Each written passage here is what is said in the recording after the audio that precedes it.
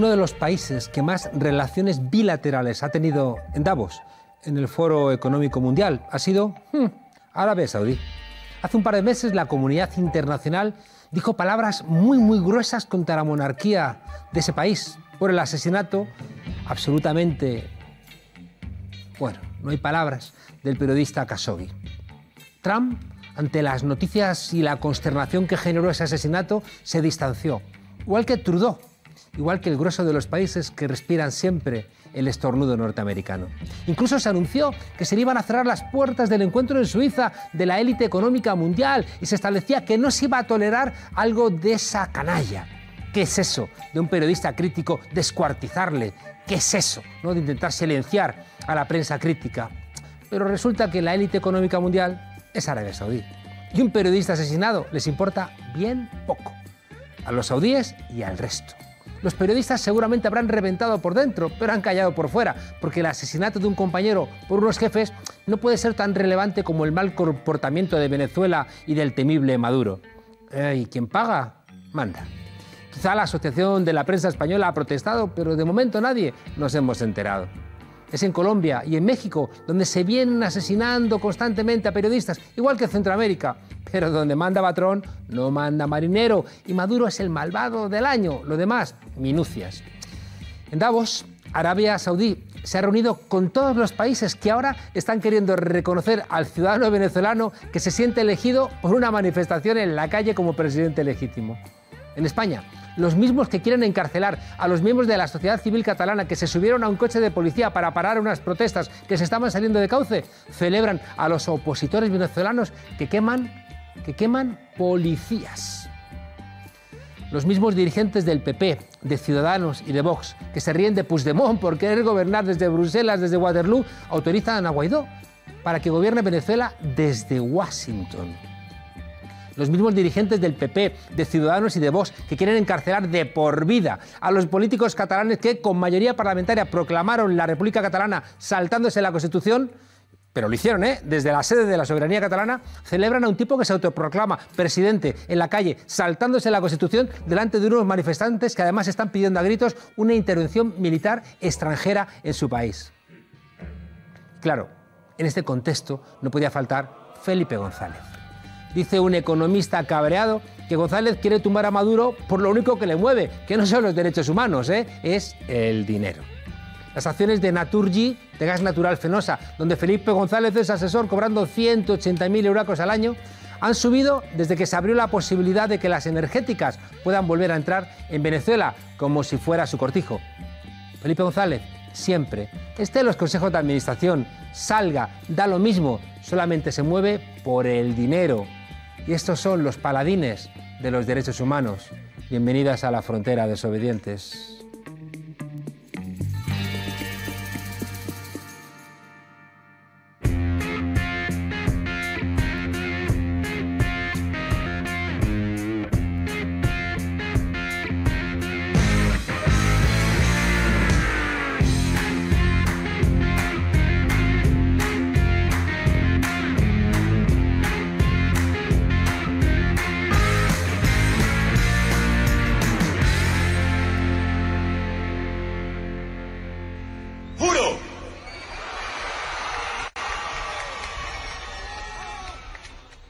Asumir formalmente las competencias del Ejecutivo Nacional como el presidente encargado de Venezuela. Dicen que la primera víctima cuando llega la guerra es la verdad. Esta frase se la atribuyen al senador estadounidense Hiram Johnson y fue pronunciada por vez primera en 1917, durante la Primera Guerra Mundial. ¿Acaso no se puso en marcha la guerra de Irak con la mentira de las armas de destrucción masiva? Un siglo después, sobre Venezuela se cierne la sombra de la guerra y de la mentira, y la promueven los mismos que montaron la guerra de Irak. Desde hace mucho tiempo se vienen arrojando muchas falsedades sobre el gobierno legítimo de ese país. Guste más o guste menos lo que hace el presidente Maduro. Hoy trataremos de desmontar en 10 sencillos puntos o verdades esto que se quiere presentar como ilegítimo. No levantarás falsos testimonios, ni mentirás.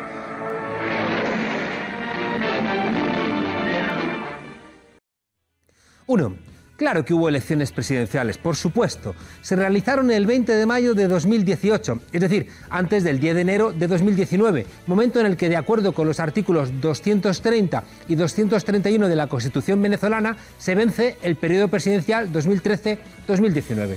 Precisamente se hubiera violado la Constitución si las elecciones se hubiesen realizado después del 10 de enero de 2019, o peor aún, si no se hubiesen realizado. Mentira número 2. Fue la propia oposición venezolana la que solicitó el adelanto de las elecciones. Se realizaron en mayo y no en diciembre, como tradicionalmente se hacía, porque fue la oposición la que lo solicitó en el marco del diálogo en República Dominicana. Ojo. Y además fue la propia Asamblea Nacional Constituyente la que convocó el adelanto de la elección presidencial para así dar el marco legal. Y hay que recordar que la Asamblea Constituyente es la legítima, porque la otra Asamblea nunca aceptó que había 3 diputados elegidos fraudulentamente y no aceptó nunca a su presidente constitucional. Tampoco conviene olvidar que por aquel entonces el terrorismo de la lucha callejera, lo que allí se llaman las guarimbas, costó 114 muertos. 114, muchos de ellos quemados vivos por una oposición llena de odio, que intentó incendiar guarderías, quemó centros médicos, transportes públicos, etc.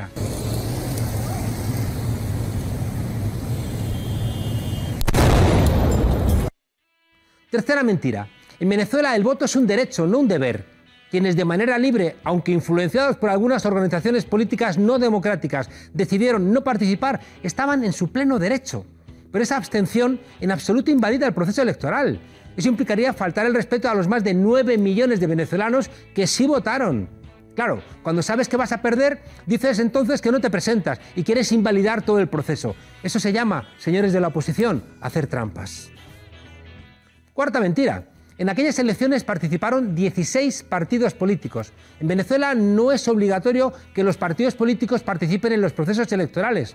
Que 3 partidos decidan libremente no participar no ilegitima el proceso electoral, aunque tengan detrás a mucha gente. Mentira número 5.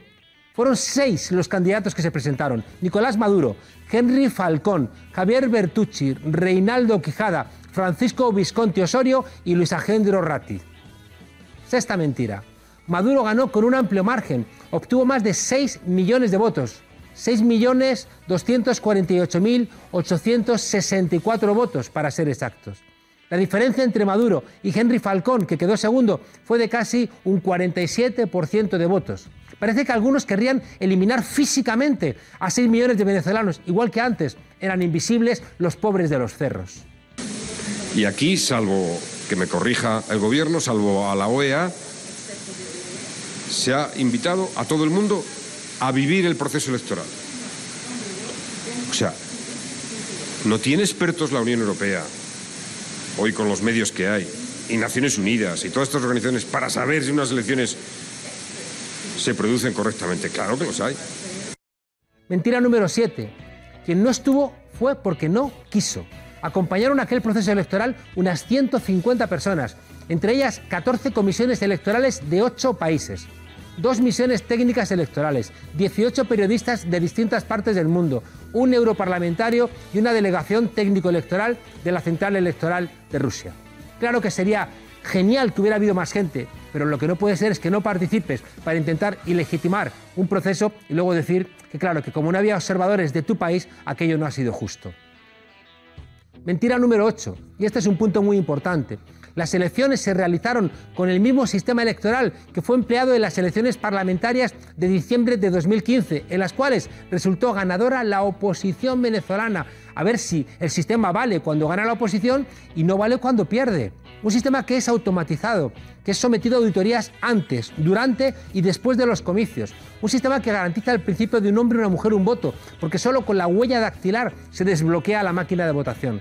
Luego Estados Unidos y Canadá amenazaron a esa empresa diciendo que nunca la iban a contratar para que se desdijera a sí misma. Claro, es el mercado, amigos. Mentira número 9. Se realizaron 18 auditorías al sistema automatizado. Los representantes del candidato Henry Falcón participaron en las 18 y suscribieron las actas en las que manifestaban su conformidad con el sistema electoral. Para los más escépticos, las auditorías son públicas, televisadas en vivo por el canal del Consejo Nacional Electoral. Y una vez realizadas las auditorías, el sistema se bloquea y la única manera de acceder nuevamente es con la introducción simultánea de códigos secretos que tiene cada organización política. Por tanto, es imposible manipular ese resultado. Y punto número 10. Ninguno de los candidatos que participó en el proceso electoral impugnó los resultados. Las elecciones presidenciales del 20 de mayo de 2018 fueron libres, transparentes, confiables, seguras y ajustadas a la Constitución, mucho más que las norteamericanas, donde hay millones de votantes, casi todos negros, a los cuales no se les permite ni siquiera acceder al voto. Y recordemos lo que pasó en Florida. Son otros los que pretenden en Venezuela ahora usurpar el cargo de presidente de la República con el argumento de un supuesto vacío de poder. Nombrados en una manifestación. Vacío de poder. Es decir, que ellos llaman a la rebelión, a la lucha callejera y en mitad del fragor ocupado por los medios de comunicación que quieren tumbar al gobierno de Venezuela, dicen que hay un vacío de poder. Pero hemos visto todos que el presidente Maduro sigue en el Palacio de Miraflores. Multiplicar la verdad. Nosotros venimos de las calles, del pueblo profundo, y a este Palacio Presidencial llegamos hace 20 años con los votos del pueblo. Y a este Palacio Presidencial hemos estado y estaremos con los votos del pueblo, que es el único que elige presidente constitucional en Venezuela. Lo del vacío de poder, por cierto, lo dicen los que prenden fuego a policías en Venezuela y son los mismos que piden cárcel para la gente de Òmnium en Barcelona porque se subieron encima de un coche de la policía. Lo de la doble vara de medir ya se está quedando corto. La figura de un gobierno de transición, como están planteando, no existe. Hay una constitución vigente que hay que aplicarla. Claro que la política marca los términos y claro que no es posible seguir en Venezuela con un escenario de polarización constante. Claro que hay que buscar soluciones. Pero por eso lo relevante es la mediación. Pero la oposición no quiere e insultan a Zapatero o a México porque se están ofreciendo como mediadores. Es mejor promover que se maten. Que digan que tiene que haber una guerra en Venezuela. Y lo dicen los Rivera y los Casado mientras que están en su casa bebiendo Coca-Cola y fumándose un pitillo. Por si fuera poco, los opositores pretenden además ejercer el poder desde fuera de Venezuela, violando el artículo 18 de la Constitución que establece que es Caracas la sede de los poderes públicos. Normal, igual que es Madrid o es Barcelona la sede del poder público español o catalán. Los que se burlan de Puigdemont y Waterloo son los que están pidiendo gobernar desde Washington. Por lo tanto, lo que es ilegítimo y constituye un intento de usurpación es que algunos sectores de la oposición pretendan acceder al poder apoyados por gobiernos que se han caracterizado por invadir más de 100 veces a los estados del sur. Es decir, que Estados Unidos, que ha dado golpes en Honduras, que ha dado golpes en Brasil, en Chile, siguen dando golpes ahora. Y claro, hay gente de la oligarquía venezolana encantada, igual que el fascista de Bolsonaro también está encantado, igual que Macri con profundos problemas de ilegitimidad en su país, igual que Lenín Moreno en Ecuador con profundos problemas también de paz social porque está aplicando políticas neoliberales. Todos estos irresponsables son los que están convocando en Caracas un choque donde van a estar el demente de Trump, pero cuidado también ya el reactivo Putin y el implacable Xi Jinping. Quieren que sea Venezuela el espacio de confrontación entre los intereses chinos, rusos y norteamericanos. ¡Qué disparate! ¡Qué disparate! No, señor Guaidó, ni el pueblo, ni la Constitución venezolana les ha dado esa autoridad. Digan lo que digan los Trump, los Bolsonaro o los Felipe González. ¡Váyanse al carajo, yanquis de mierda! ¡Que aquí hay un pueblo digno! ¡Aquí hay un pueblo digno, yanquis de mierda! ¡Váyanse al carajo 100 veces! ¡Aquí estamos, los hijos de Bolívar! ¡Los hijos de Guaycaipuro! ¡Los hijos de Tupac Amaru! Y estamos resueltos a ser libres.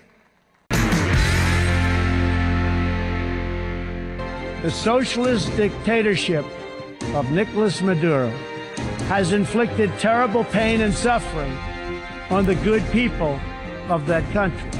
Auxilio, me desmayo. Cállese, viejo lesbiano. Nuestro invitado de hoy es ingeniero químico, experto en materia petrolera y financiera. curiosamente, el pastel que quieren repartirse. Algunos robándole la soberanía a un pueblo que ha demostrado hasta ahora una profunda valentía. Fue profesor universitario, diputado y asesor, y desde hace 5 años asume la representación diplomática de Venezuela en España.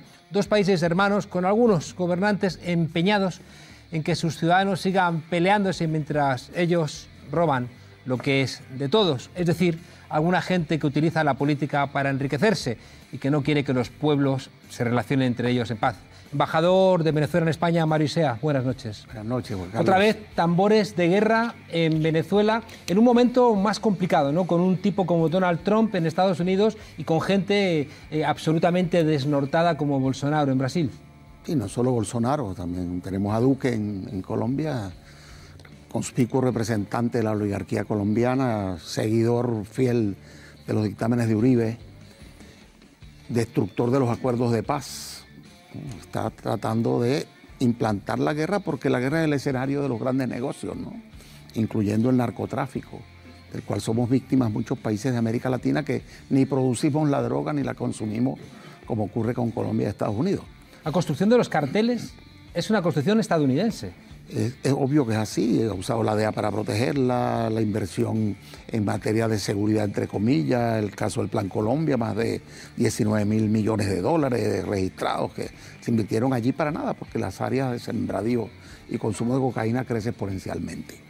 De modo que ese concierto de gente, incluyendo el Grupo de Lima, paradójicamente fundado por corruptos, ¿no? Todos los presidentes más renombrados de Perú, que tuvieron que ver con el ataque a Chávez primero, como el Cholo Toledo, o Kuczynski, que tuvo que pactar con el fujirismo para no ser depuesto, y sin embargo era tan evidente la corrupción que fue depuesto por ellos mismos, claro, ¿no? Le quería prohibir la entrada al presidente Maduro a una cumbre, ¿no? Y tuvo que irse él. Sin embargo, no le cambian el nombre al Grupo de Lima. México se desmarca, comienza a recuperar la dignidad de su política internacional autónoma, y sin embargo se siguen llamando Grupo Lima como si no pasara nada y hablan a nombre de todos sin desparpajo. Embajador, perdón, ocurre algo similar, ¿no?, con el responsable de la OEA, ¿no?, Almagro, que ha sido expulsado del Frente Amplio uruguayo. Repudiado en su propio país por los sectores políticos que lo auparon para lograr la Secretaría General de la OEA, quienes nos los vendieron como un buen candidato, entre ellos Pepe Mujica. Han aclarado que es un traidor, ¿no? Y que es un vendido, ¿no? No tiene otro nombre, ¿no? Un mercenario. Y expulsado, como dijiste, del Frente Amplio. Pero incluso ahora vemos que hace poco, con mucha presión de los Estados Unidos, lograron un concierto de unos 19 votos contra Venezuela. Se acaban de reunir hoy, solo 17. Entonces ahora no hay resolución, van a dar una declaración contra Venezuela y mediáticamente lo explotan, ¿no? Igual, esos la gente no entiende la diferencia. Esos tambores de guerra los tocan en Washington y ellos replican, ¿no? Es vergonzante tratar de dar lecciones de democracia, por ejemplo, desde Honduras, ¿no? Cuando hay un presidente electo en un fraude descarado, cuestionado incluso por la OEA. Vergüenza debe darle a algunos presidentes de esos países que nos atacan, cómo los humilla Trump, cómo humillaba a Peña Nieto, ¿no? Y ahora, menos mal que el señor López Obrador parece que tiene otra estirpe, ¿no? Y a los hondureños, lo que pasa con los niños centroamericanos, cómo los tratan, cómo maltratan, cómo separan a los padres y a los niños, el racismo en boga, y sin embargo doblan la cerviz y acatan sus dictámenes, ¿no? Realmente estamos en un mundo totalmente al revés, pero hay resistencia del pueblo, ¿no? El caso nuestro creo que es sorprendente. Son 5 años de guerra económica global, híbrida, de cuarta, de quinta generación, ya no sabemos ni cómo llamarla. Nos han aplicado todas las vertientes posibles de He visto hoy, embajador, unos camiones, ¿no?, con grandes pantallas paseando por Nueva York, ¿no?, celebrando al nuevo presidente autonombrado en las calles, ¿no? Yo he dicho que es un líder express. Si devolvemos la película, vemos cómo desde el 2002, cuando dieron aquel golpe de Estado, donde Carmona fue juramentado por un ratico, o se autoproclamó. Carmona siquiera lo hizo en el Palacio de Miraflores, este lo hizo en una plaza, ¿no?, con unos simpatizantes. Y recordemos que todos esos supuestos líderes opositores, amados por el pueblo supuestamente, fueron desapareciendo, ¿no? Los van moliendo y los van sustituyendo, los alimentan mediáticamente y luego los desechan. Y así van creando sus porochencos, ¿no? De manera artificial. Aquí tenemos este señor, nadie conoce la historia de lucha social, de brillo propio, simplemente es un títere dócil para un propósito descabellado, totalmente ilegítimo, totalmente inconstitucional. No hay ningún aval legal ni constitucional que le autorice a él a usurpar por partida doble. Él plantea, usando supuestamente la Constitución, establecen que hay un vacío de poder y como supuestamente habría un vacío de poder, eso le permite autonombrarse como presidente de la Asamblea, presidente encargado de Venezuela. Por partida doble, presidente de facto de una asamblea en desacato y presidente de la República interino, para lo cual no tiene ninguna cualidad legal ni constitucional. Sería terrible el precedente de que gobiernos democráticos realmente acepten esta metodología. Yo, pensando aquí en España, tú debes recordar cuando yo comencé mis inicios, no hacía tanto que había ocurrido el 15M, ha podido proclamarse un presidente que hubiera hecho en España, ¿no?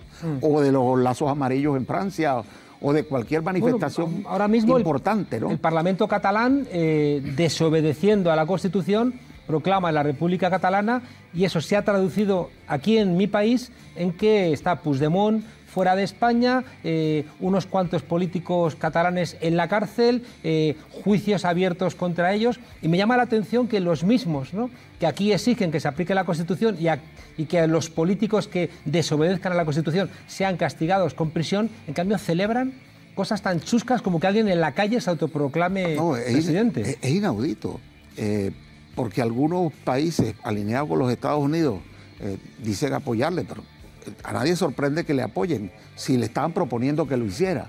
Si la convocatoria a las manifestaciones de ayer la hizo el secretario de Estado, la hizo el Departamento de Estado abiertamente, la hizo Trump. Hemos visto a Mike Pence, ¿no?, haciendo declaraciones llamando a la desobediencia a la calle, el vicepresidente de los Estados Unidos. Que sería un hito histórico lo que hicieron y que lo iban a tener todo el apoyo de los Estados Unidos y detrás los satélites de los Estados Unidos. De modo que no sorprende que un grupo de países lo apoyara. Vamos a ver esas intervenciones. Embajador, y ahora mismo continuamos. We have many options for Venezuela, including a possible military option if necessary. We're not considering anything, but all options are on the table. Does that mean you're Y más claro no canta un gallo, decimos nosotros en nuestra tierra. ¿Quién dirige la orquesta? ¿Quién convoca realmente todo lo que está pasando? Un golpe de Estado que no ha cristalizado. No le salió realmente lo que querían hacer. Querían que se sublevara la Fuerza Armada y una insurrección popular. Ha habido una declaración, ¿no?, de toda la cúpula militar diciendo que están con la Constitución y por tanto con el presidente constitucional. Todo el alto mando, los mandos medios, a pesar de que hicieron simulacros de supuestas sublevaciones, pusieron incluso a un militar retirado, a un sargento y unos cabos de la Guardia Nacional sin ningún tipo de apoyo. Recuerdas que en el 2002... El 11 de abril salió una cúpula militar y no convocaron a la Fuerza Armada. Inmediatamente el pueblo se rebeló contra aquello y que se evidenció que no tenían liderazgo, no tenían tropa. Ahora mucho menos, ¿no? Todo el alto mando militar y todos los mandos medios y en general la Fuerza Armada Nacional Bolivariana se apega a la Constitución, sigue leal al gobierno constitucional del presidente Maduro, la defensa de la soberanía sin injerencia, lo han dicho muy claro, no aceptan intervenciones. Nosotros resolveremos nuestras dificultades como venezolanos y ahí hay mucha unidad interna en pueblo con y pueblo sin uniforme. Embajador, lo que sí que parece que es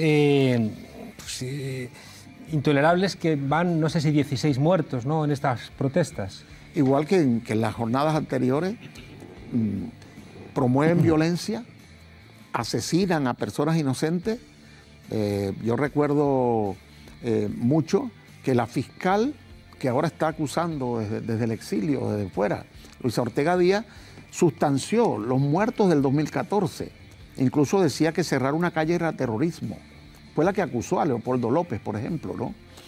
Y ahora resulta que si actúa la fuerza pública para proteger instalaciones, guarderías, escuelas, etcétera, se acusa de terrorismo al Estado.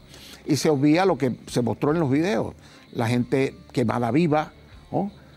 Provocación permanente a los cuerpos de seguridad que incluso desarmados asistían a contener manifestantes. El reporte que yo tengo de estos días son actos vandálicos de noche, disparos, saqueos, pero la Fuerza Armada Nacional tiene la misma instrucción de no caer en provocaciones, de contener cuando hace falta. El menos interesado es el gobierno venezolano y el presidente Maduro en que se produzca violencia. Los interesados realmente para justificar una intervención son los Estados Unidos y sus aliados que quieren apoderarse de toda esa riqueza natural, como bien se planteó en el resumen. Parece evidente, en cualquier caso, embajador, que hay que abrir algún proceso de diálogo. En Venezuela hay una confrontación donde hay dos partes del país, una, aunque asumamos que está con la Constitución, y otra que no está, tampoco puede obviarse la necesidad del diálogo. ¿Qué salidas hay a este conflicto? Se ha planteado diálogo, ¿no? El presidente Maduro ha hecho más de 400 llamados. Inmediatamente que tomó posesión, que se juramentó ante el Tribunal Supremo de Justicia, comisionó al canciller para pedirle al secretario general de las Naciones Unidas que facilitara el relanzamiento del diálogo. Y el señor Guterres ha planteado que está presto para el oficio. Incluso acaba de hacer un llamado al diálogo para evitar desastres, ¿no? Lo que pasó en Santo Domingo, son testigos de excepción el presidente Zapatero, el presidente dominicano, pero yo también soy testigo de excepción, Juan Carlos. Yo estaba en Maracaibo, estado Zulia, Venezuela, el día que la delegación venezolana de la oposición viajaba a Santo Domingo para firmar el acuerdo. Manuel Rosales, que fue candidato presidencial de la oposición en el 2006, formaba parte de esa delegación, y me dijo en el aeropuerto: profesor Isea, Mario, vamos a Santo Domingo a firmar el acuerdo.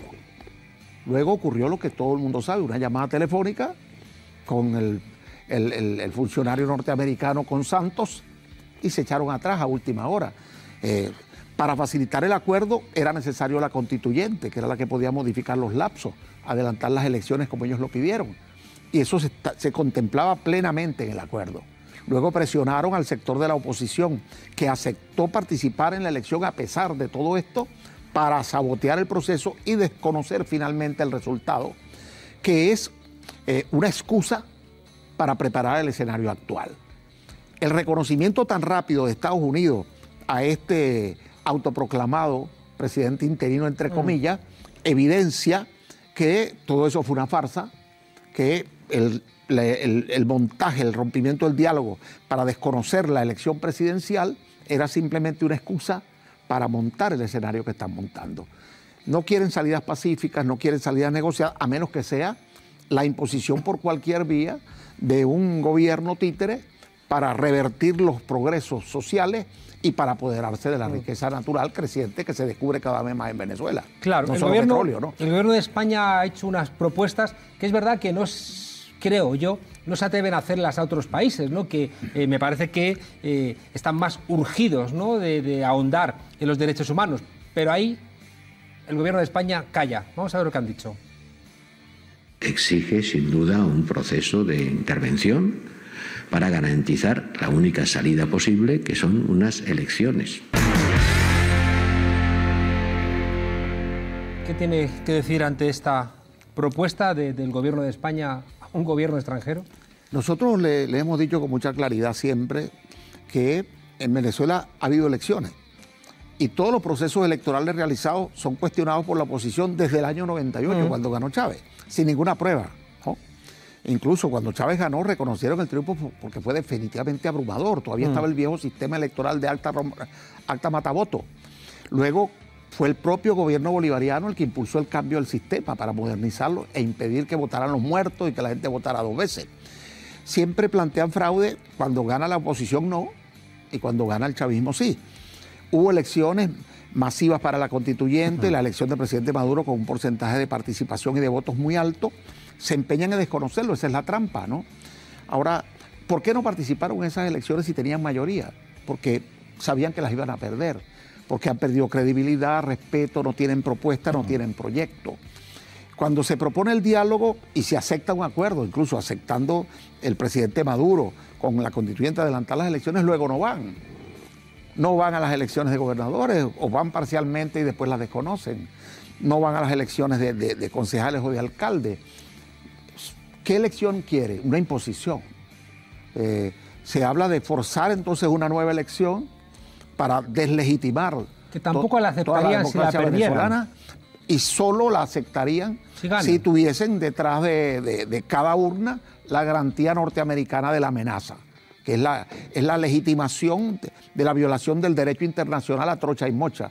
Todos los días tuercen el derecho internacional. Esto de algunos gobiernos, de reconocer a un usurpador, este sí es un usurpador, de verdad, por partida doble, es una violación flagrante de todo el derecho internacional, de la no intervención, de la autodeterminación, de la soberanía de los pueblos, viola todos los principios sobre los cuales se dicen realizar grandes esfuerzos. Por ejemplo, nosotros exhortamos a la Unión Europea a estar a la altura de los principios que le dieron origen, ¿no? Y a no caer, no prestarse para este desconocimiento del derecho internacional. Esto tendría precedentes increíbles y el conflicto que se generaría en Venezuela es de dimensiones impredecibles para la región. Sí, es que siempre se quiere desconocer que ha habido más de 6 millones de venezolanos que han votado a favor de Maduro.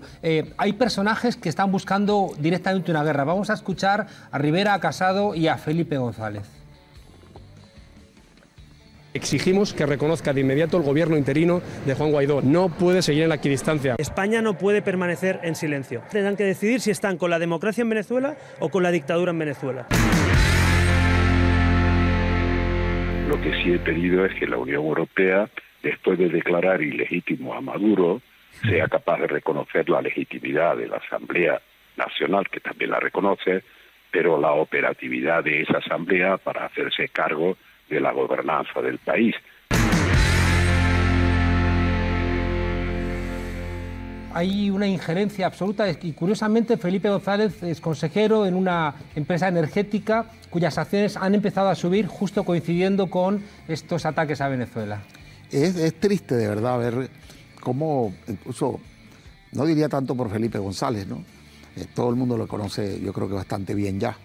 Los líderes más jóvenes de otros partidos, independientemente del signo ideológico que tengan, que no tengan otro discurso, que no sea atacar a Venezuela. Tienen varios años atacando a Venezuela, no tienen otro discurso para confundir a sus propios electores, a su pueblo. No tienen una propuesta clara de reivindicación de los derechos de su pueblo, como la tuvo Chávez, como la tenemos nosotros en Venezuela. Y eso es para ocultar realmente la diferencia de modelo. Nosotros hemos sido víctimas de un bloqueo financiero y económico terrible. Hemos cometido también errores como gobierno, por supuesto que sí, pero pesa muchísimo más. Toda la manipulación, todo el bloqueo, toda la manipulación cambiaria, el contrabando, etcétera, el control de la distribución y el control de insumos, por ejemplo, impedir que nosotros podamos suministrar alimentos, medicina, secuestrar miles de millones de dólares de Venezuela para que no podamos pagar proveedores, decomisar toneladas de oro de las reservas de Venezuela, como están haciendo en el Reino Unido. Esto es criminal, so pretexto de sancionarnos, como si tuvieran el derecho a castigarnos, ¿no? Cuando se ha reconocido que las sanciones no resuelven los problemas.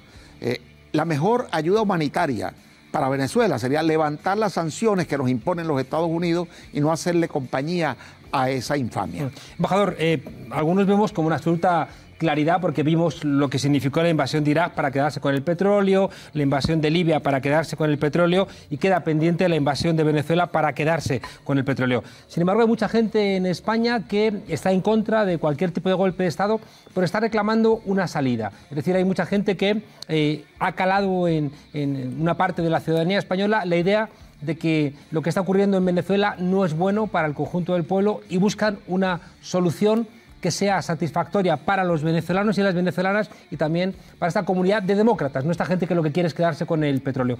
A esta gente, ¿qué se les puede decir en un minuto, embajador, de cuáles son las perspectivas de solución de este conflicto en Venezuela? Objetivamente, el gobierno venezolano ha planteado el diálogo, sigue planteando el diálogo y está dispuesto a acordar salidas políticas, pero no impuestas por los Estados Unidos.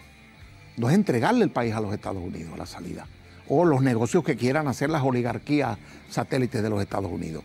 Tiene que ser una salida que nos permita a los venezolanos, tirios y troyanos, azules, blancos y rojos, ponernos de acuerdo y mediante mecanismos democráticos avanzar. Hicimos un ensayo en Santo Domingo, ellos lo tiraron por la borda. Hemos vuelto a poner la mano. Incluso el presidente Maduro llamaba a Trump a decirle, mire, vamos a conversar, permítanos. Le hemos pedido a la Unión Europea que sirviera de facilitador, que asumiera una política propia, una posición propia, independiente, y podría facilitar con mucha fuerza salidas políticas dialogadas. Pero si no hay independencia en los grandes actores dentro de la propia Unión Europea, es muy difícil. Si hay seguidismo de algunos a los Estados Unidos y de otros al Grupo de Lima o al Magro, va a ser muy difícil la mejor salida. Sin embargo, no nos cerramos. Yo estoy seguro de que allá el presidente Maduro y su equipo y muchos aliados internacionales, mucha solidaridad internacional de grandes países, no solo Rusia, China y muchos más, están apoyando a nuestro país. Y cuando sumamos los habitantes de muchos de esos países, no son pequeños, hasta mayoría del mundo. En fin, ojalá reine la sensatez. Ojalá iniciativas como la de México, junto con Uruguay, de plantear una mediación para que aquello no se convierta en algo que todos lamentemos. Ojalá los que quieren guerra en Venezuela no triunfen. Ojalá los políticos de mi país, de España, que están llamando a la guerra y que se quedarán después en sus casas, no tengan ningún tipo de audiencia. Y ojalá, ya digo, ese continente que lo que necesita para prosperar es paz, la encuentre frente a esos cantos guerreros que vienen del demente de Trump. Y ojalá todos los demócratas en España y en el mundo sepan que detrás de los ataques a Venezuela está el demente de Trump. Ojalá tenga suerte el país, hermano embajador. Amén. De la República Bolivariana de Venezuela en España. Mucha suerte, un abrazo a los compatriotas y por favor cuenten que aquí en la frontera defendemos la paz y el diálogo. Muchas gracias. Muchas gracias, Juan Carlos. Así lo transmitiré. Por favor, Lolo, baja a la Santa María. Esa casita que se ve ahí con 2 balcones. Y ahí lo que están en unos negocios. Exprópiese. Este edificio aquí, ¿cuál es?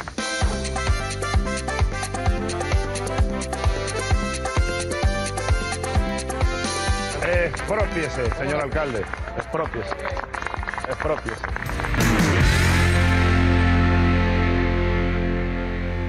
Ay, ¿cómo está el mundo? Menos mal que la persona que tengo a mi lado es tan humilde que cuando habla de sus orígenes dice que si a Málaga la llaman Málaga la Bella, pues entonces él es de Huelva, la amiga simpática de Málaga. Una frase enrevesada porque ni yo mismo la entiendo. Fernando Villena. Es cosa de andaluces. Está Huelva, la amiga simpática, Cádiz, la amiga graciosa, Sevilla, la amiga listilla, la que sabe todo. Tú eres Badajoz, la amiga inaccesible. Y tú eres el dicharachero. Yo soy el gracioso de turno de Huelva. ¿Cómo está el mundo, eh? ¿Cómo está, Está jodido. Está feo. Sí, sí, sí. Ay, ¿por qué hay tanto loco? ¿Por qué hay tanto...? Pues no lo sé. Eso, ambicioso, porque hay gente que... A eso no te puedo responder. Si pudiera responderte a eso, pues... Eres un libro. Imagínate.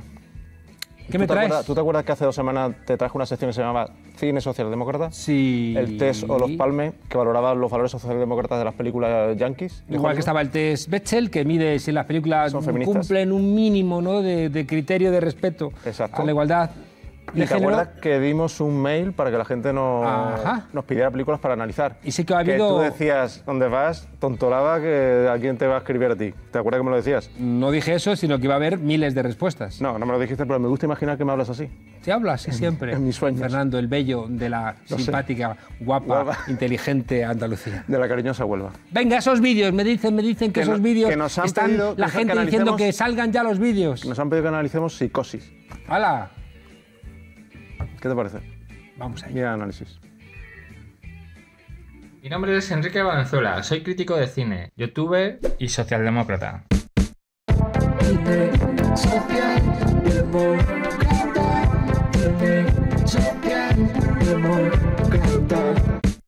Hoy vamos a analizar Psicosis, de Alfred Hitchcock. Según el test Olof Palme, supera la primera condición por los pelos. Denuncia una injusticia social. Marion necesita dinero que con su trabajo no puede ganar para poder vivir con su amado, que está arruinado por heredar las deudas de su padre. Vamos, que no es culpa suya. Pero la película no cumple la segunda regla del test Olof Palme. No se combate esa injusticia ni individual ni colectivamente. Además, muestra el travestismo como signo de enfermedad. En la escala Willy Toledo suspende con un 3,8, a nivel de Adolfo Suárez.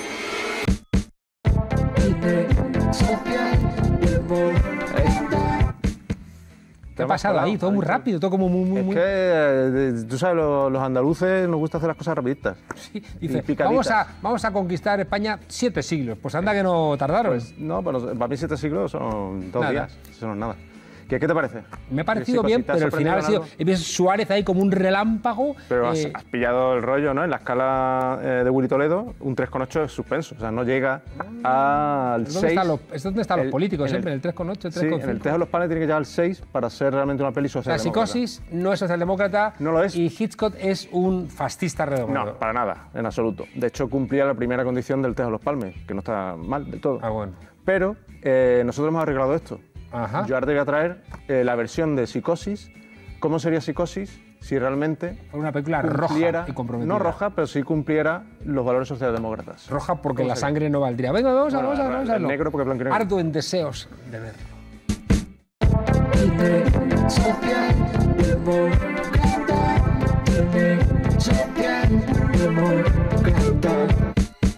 Así sería Psicosis si defendiera valores socialdemócratas.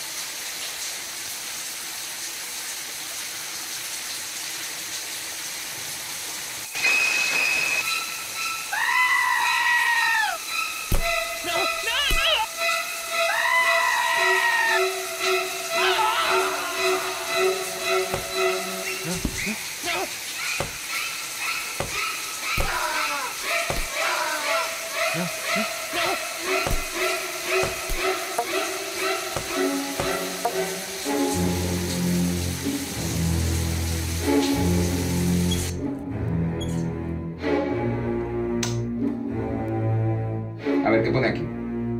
Que no te puedes duchar más de 5 minutos, que hay escasez de agua y encima te dejas la luz del cuarto encendida mientras tanto. Así estás ayudando a que sea sostenible el planeta, por los cojones. Pero hombre, di algo. ¿Qué pasa, que te has quedado chafado? Sí, me has dejado planchado. Claro, porque tengo razón. Sí, tienes razón. Claro. Y luego me llaman a mí rarito por espiar a los clientes por el agujerito de la pared. Si me tendrían que dar las gracias. Sé que si no es por mí, el planeta se va a tomar por culo.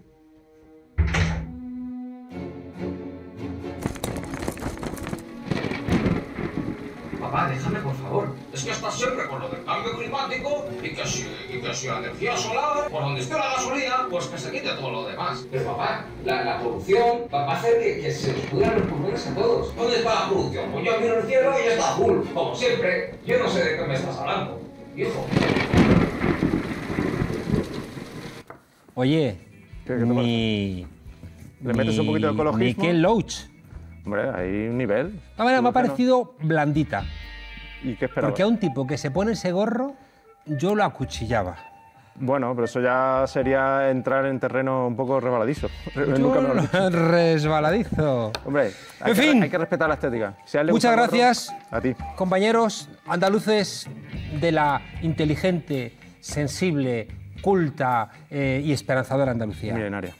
Y por tanto, después de esta clase magistral de cómo podemos hacer cine comprometido con el planeta, os dejamos con el tornillo.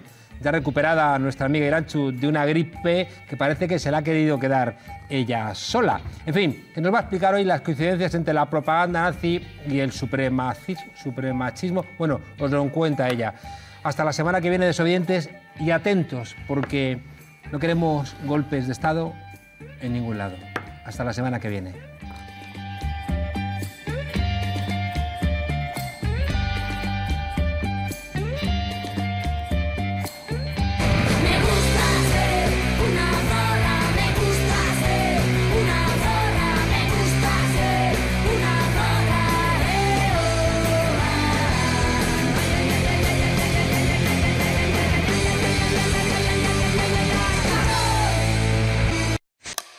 Bienvenidas al Tornillo, el microespacio feminista en la frontera. Hoy vamos a hablar de la propaganda nazi y del supremachismo. El único fascista del que tenemos constancia de que fuera mínimamente inteligente es Goebbels, el que se encargó de generar el aparato de propaganda fascista que permitió que un montón de gente buena participara activa o pasivamente en uno de los mayores genocidios de la historia de la humanidad. Así, Goebbels creó 11 principios de propaganda para que la gente maja se hiciera nazi y pensara que eso estaba bien. El supremachismo ha adoptado los 11 principios de la propaganda nazi de rechupete. Vamos a comparar los principios de la propaganda nazi con las propuestas del supremachismo. 1. Principio de simplificación y del enemigo único. Adoptar una única idea, un único símbolo. Individualizar al adversario en un único enemigo. La culpa de todo la tienen las feministas de ahora, que no son como las de antes, las que están muertas. Esas son las buenas. 2. Principio del método de contagio. Reunir diversos adversarios en una sola categoría o individuo. La ideología de género, esa panda de bolleras, de feminazis, de maricones, esa gente que quiere destruir nuestra civilización.